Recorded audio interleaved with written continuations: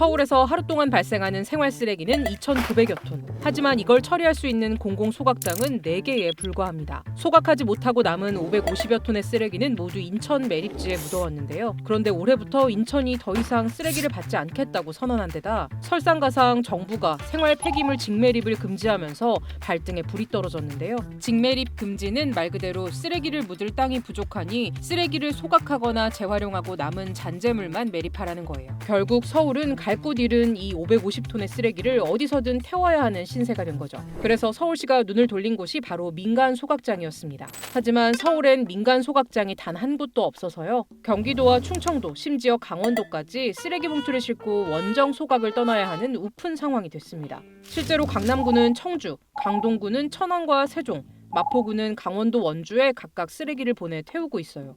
딱 봐도 여러 문제가 있을 것 같은데 우선 가장 먼저 발목을 잡은 건 비용 문제입니다. 서울에 있는 공공소각장에선 톤당 13만 원의 쓰레기를 태울 수 있었는데 수도권이 아닌 지역 소각장은 톤당 18만 원, 40% 정도 더 비싼 값을 내야 합니다. 하지만 더 큰 문제, 바로 지역 주민들의 반발인데요. 수도권에서 내려오는 쓰레기까지 처리를 하게 되면 상시적으로 130%를 운영해야 된다라는 문제가 발생하는 거죠. 소각장 인근 주민들은 실질적으로 폐암 환자라든지 폐암 환자 사망률도 굉장히 타 지역에 비해서 높고 소음이라든지 냄새 이런 피해를 계속 보고 있는 상황이었습니다. 주민들의 피해가 더 가중될 거다. 게다가 민간 소각장은 공공시설과 달리 정부나 지자체로부터 어떤 보상도 받을 수 없다고 해요. 상황이 이렇다 보니 지역 주민들의 반발이 커질 수밖에 없었고 결국 지자체가 나서게 되는데요. 수도권 쓰레기 반입 자체를 전면 금지한 겁니다. 지자체들은 소각 현장을 수시로 점검하고 수도권 쓰레기를 반입하다 적발된 업체에는 영업정지 처분까지 내리기도 했습니다. 사업자가 이 수도권 폐기물을 받으면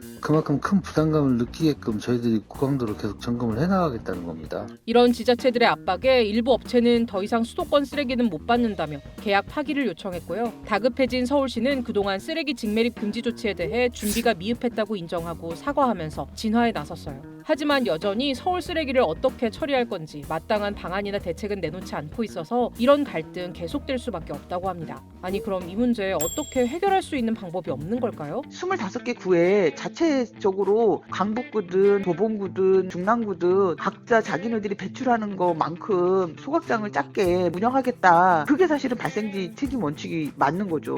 주민들과 논의를 충분히 하면서 이런 노력들이 좀 수반이 돼야 된다.